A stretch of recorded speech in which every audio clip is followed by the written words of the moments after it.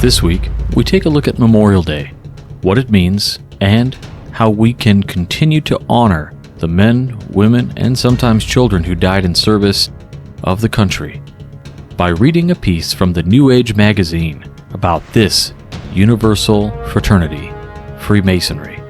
How can Masonry stop the evil in the world from coming before another drop of blood is spilled? All this and more. Stay tuned. Welcome back to Whence Came You, a Masonic podcast featuring research papers and discussions related to Freemasonry.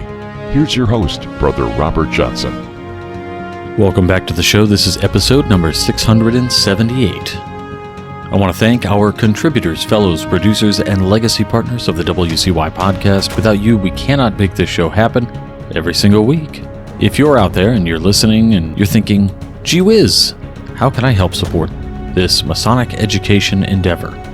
Head on over to WCYpodcast.com, click on support the show, and check out the various options. We've got both Patreon and PayPal options available, and those would be recurrent support each month, or there's even an option to make a one-time gift. Even $1 helps.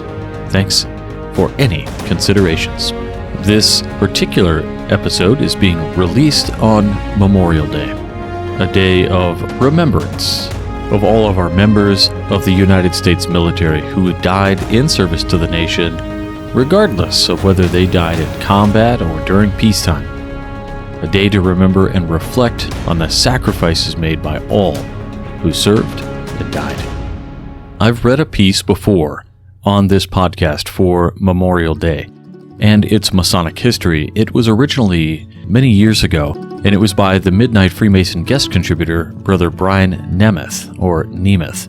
In his article, it discusses the significance of Memorial Day, a U.S. federal holiday observed to remember and honor military members who sacrificed their lives for the country. It was initially known as Decoration Day, which began in 1868 when John Alexander Logan, a Union general and a Freemason, issued an order to decorate the graves of fallen soldiers. Originally observed on May 30th, the purpose was to foster remembrance of the military's ultimate sacrifices during the Civil War. The tradition traces its roots to women's groups in the South who decorated Confederate soldiers' graves and an early Memorial Day ceremony by freed African Americans in Charleston, South Carolina. Logan's order set the groundwork for the broader recognition of Memorial Day, emphasizing memory and respect owed to fallen soldiers. By 1971, Memorial Day was officially moved to the last Monday in May to provide a 3-day weekend. In his article, it also highlights the differences between Memorial Day and Veterans Day, often muddled in public perception. It calls for ongoing recognition of veterans and fallen soldiers whose stories might not be widely known, stressing the need for collective remembrance of their sacrifices to ensure the principles of freedom and unity. You can read that article. We'll have it linked in the show notes in its entirety, or you can just Google Midnight Freemasons, Memorial Day, and Masonic history. We are filling up.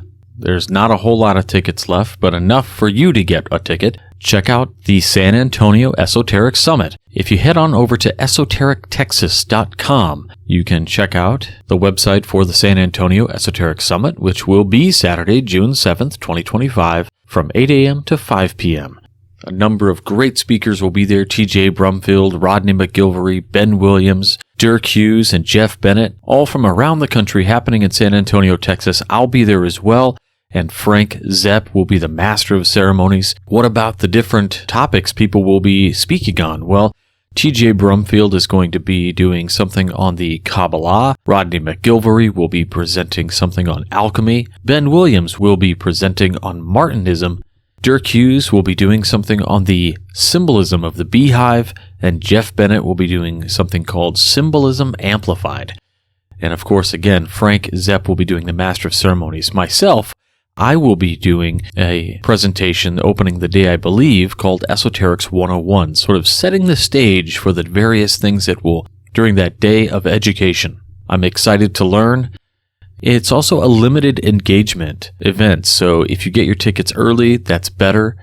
Your cost includes breakfast and lunch. There will also be a festive board held that evening in addition to the summit. Ben Williams is our keynote speaker, and they have a special rate for the summit, which is available at the Residence Inn, which is nearby on May 7th, 2025. So I do hope you consider going if you're in Texas, around Texas. It's going to be a lot of fun. We're going to have a great time. And of course, it is only limited to 50 attendees, so there'll be plenty of time for us to get together and talk about the various nuances of these topics. The article I have for you this week is called Masonry is Universal, So What? It comes from the October 1946 New Age magazine, priced at just 15 cents, or in today's money, $2.47 for an issue. If you're curious, that's 1,545.1% cumulative rate of inflation. In any case, let's check out this article, which also may have increased in its education inflation since 1946. Masonry is Universal, So What? By C.A. Wagner, Past Master, Bovey, Minnesota. In the works of Masonry, in a passage that has impressed me most profoundly, quote, "The lapse of time, the ruthless hands of ignorance, and the devastations of war have laid to waste and destroyed many monuments of antiquity, upon which the utmost extensions of human genius have been employed. Even the Temple of Solomon, so spacious and magnificent, and constructed by so many celebrated artists, escaped not the unsparing ravages of barbarous force. Freemasonry, notwithstanding, still survives. So Masonry was saved through the ages. Can it be that there was a reason? Can it be that there is a service that Masonry owes to the world, and that Masonry is to perform? History tells us of the great part that Masons have played in the progress of the world in bringing liberty, tolerance, and law and order to the common man. Some of our greatest documents are the Declaration of Independence and the U.S. Constitution, and all through them rings the sound of Masonry. In checking up, we learned that many of the framers of the documents were Masons. Our early forefathers were leaders and builders. We learned that it was they who put on what in history is known as the Boston Tea Party. They were militant Masons in those days. I wonder how we would meet a similar situation. We are not the militant Masons our forefathers were. We are perfectly satisfied if our Masonry will provide a meeting place where we can visit, can play a game of cards, have 6:30 dinners and 10:30 lunches. That, to many, is all that Masonry means. Do not get me wrong. These things are right, and they should by no means be neglected. They should in fact be extended, and should be made worldwide. But we must also be militant. We must see to it that we never again fight a war, not even to prevent a war. We have fought in 2 world wars and are now closer to future wars than we were before we fought these wars to prevent war. We have made all the sacrifices that were asked of us and more, and still our future is not safe. The other day, I heard of the shrine having sent $100,000 to a Masonic brother in China with instructions to use the entire amount to bring relief to suffering. That was a fine gesture, but in my own way of thinking, it was not more than a gesture. It is a soft way to meet a situation, but that is not combating an evil. It is alleviating the distress of a few who happen to be handy when money is available. The seat of evil is not touched. To be of real service, Masons must do their work before the suffering stage is reached. The evil must be sought out and eradicated. We must, and we can find the solution if Masons are shown what the problem is and how to go to work on it. Masonry is universal. Masons are in all walks of life. Collectively, we should know all sides to this terrible problem that ends in wars. We may need a filtering center or a station to which this germ can be reported and evaluated. Then it should be publicized and the plotters brought to light. The Masons are builders and leaders, and I contend that we need some building at this time, and the structure to be built is as speculative as the builder. The buildings of brick and of cement and of stone and iron have not done the job, and the forming of greater and greater alliances has failed. In Italy some years ago, there arose a self-styled champion of the people, and Masonry was suppressed. That should have been a sign. Why did not the survivors know that an enemy of liberty and justice was on the loose? Why did they not give the world a warning and issue a call for help? From here, we can now see what happened. But what did we learn by it? Nothing, for the same thing was worked again a few years later. In Germany, the Masonic lodges were suppressed, and during the time that this was taking place, there arose a power in Germany that brought destruction to the world. While the power headed by Hitler was developing, where were the Masons of Germany? Why was Hitler not checked? If they were not able to check him, why did they not call to the Masons of the world for help? Was there no contacting point? What were they waiting for? Were they waiting for an opportunity to send relief to suffering? To have prevented this war would have saved the suffering. Masonry is universal. Masons are in all walks of life. Some Masons must have known what was going on, where it was leading, and how it could be stopped. Now we are again trying the age-old experiment. No, it is no longer an experiment. It is an age-old unsuccessful practice of forming a new alliance of great powers in the hope that we may, at last, have found one strong enough to make the rest of the world submit to the dictates of this all-powerful organization. The name by which it is called matters little. This great alliance, or UNO, will work as long as the other side is weak and must submit to being shoved around. This one will be in the open, but the other will be secretly looking for new friends with whom to make a new and greater alliance. They will be looking for friction in our ranks, and may even develop secret understandings with nations that are members of our alliance. Would such double dealing surprise anyone in the European scramble for world power? Just as surely as one generation follows another, an attempt will be made to get out from under. They will call it a fight for their freedom. We will call it an attempt to rule the world. It is always a matter of viewpoint, what a thing is called. One thing we must remember: the successful become fat and lazy, while the conquered become lean and hard. They develop a hatred for which they will fight harder than one fights for things he loves. They always have the reason for a fight before them. All people want to be free, and all people have a right to be free, but no peoples have a right to freedom that is gained by stamping out the freedom of others. That is the reason for our fight with Germany. Germany has the right to freedom, but the method she used to gain what she called freedom could not be tolerated. We do not want her to have a reason to make another attempt by force. She was subdued, but now that has taken place, she must be taught how to live with other people. Masons must play a great part in that education.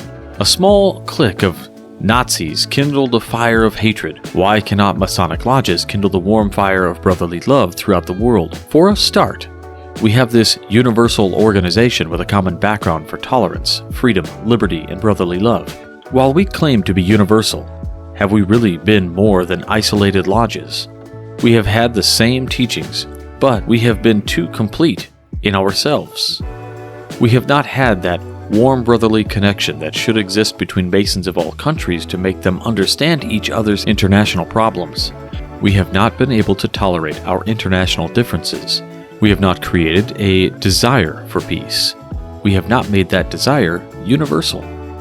The annual meetings of the Grand Lodge of Minnesota are always more largely attended by officers of the Grand Lodge of Canada than by officers of the Grand Lodges of our neighboring states. Those who come from Canada are always men of influence in their homeland, and they meet with men over here who have no small amount of influence in the United States of America.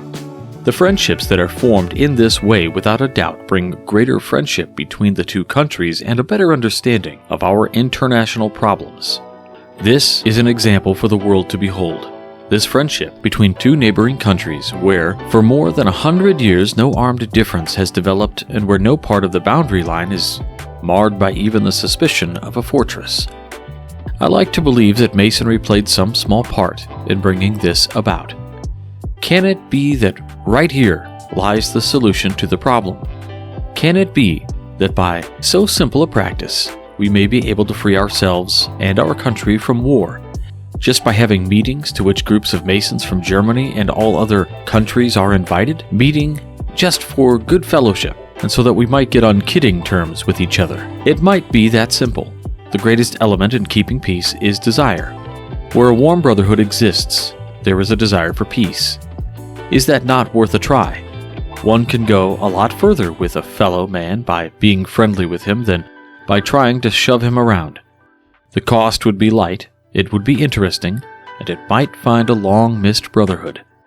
We have Masonry in common. Masonry is tolerant, it is universal. It is not restricted to the people of nations having the strongest military alliances. Why cannot the Masons of Germany and other former enemy countries be taken into an unarmed alliance? We have spent billions of dollars and oceans of blood vainly trying other methods of settling differences, so why not try the knife and fork instead of the atomic bomb? There should be a revival of international fraternalization amongst Masonic Grand Lodges. Masons are builders, they are leaders. The present-day Masons are speculative and work with the gavel and the trowel upon things that are speculative. The gavel can be used to break off the corners of differences, or we can use an oversized gavel of hatred and destroy the stone that could otherwise be used for the building of a brotherhood. The latter practice is not Masonic. It is not tolerant, but it comes when the smaller gavel is neglected. Where the stone is broken by the larger gavel, there is no immediate use for the trowel to spread the cement that should unite us into a band of society or friends and brothers. We must first wait until we can properly use the right gavel. The war is now over, and the German Masons can again come out in the open. They should be invited to take part in the international Masonic meetings and get-togethers. It will take a long time to get on kidding terms with them, but other methods have been tried for centuries without success. In a generation, we should certainly be on the way towards such friendly terms that there will be a desire for peace. With a strong international working order, may yet be possible to bring peace, goodwill toward man. Well, there you have this timely piece written again in 1946, no doubt a product of its time, expressing concerns. And yet, as I mentioned, the inflation of the cost of the magazine, philosophically, I mentioned, could there be a sort of inflation with the philosophy contained within the article? And certainly I think there was. While Germany is no longer our enemy, and we do in fact meet with them Masonically, and we have fostered this friendship, the article also talks about these great alliances, which certainly we have today, which most people know as NATO and things. But what the magazine, what this article is calling us to do, is to use our Masonic influence and tools in a way that would allow us to almost not need these military alliances, because we have an alliance based on something else. Freedom, liberty, brotherly love, these kinds of things. And of course, there is the undertone of Masons working together in real actionable ways, not just dollars, to stop the terrible things that are happening in the world. We are everywhere, so why aren't we doing more? Certainly there's enough tragedy in the world today. We see people raising money for different charities all over the place today. Whether it's gang violence in Chicago, people still struggling with the water crisis in Detroit, the Israel-Gaza conflict, the Russian-Ukraine conflict, and if you've been following the news, the now Polish-Russian potential conflict. These are all over the world. And what if Masons could make a difference before we spill another drop? What better gift than on this day of remembrance than to think about ways to prevent more from dying? I'll leave you with that this week. I hope you all have a wonderful week ahead of you, a meaningful Memorial Day. Whether you were grilling hot dog or playing games out on the lawn, frisbee, or whatever you're doing with your families, take that moment to appreciate why you have that moment. That's it for this week. We'll talk to you all next week, and until then, stay on the level. For Whence Came You, I'm Robert Johnson. Take care. You've been listening to Whence Came You, a Masonic podcast featuring research papers and discussions related to Freemasonry with your host, Brother Robert Johnson. Be sure to join us for our next edition.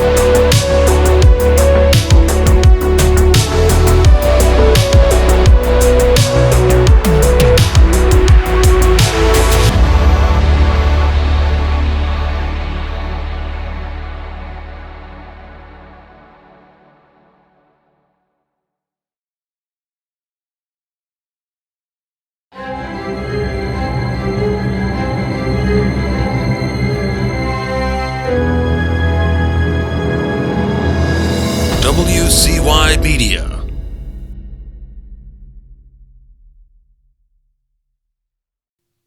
Well, you guys beat me as wrong.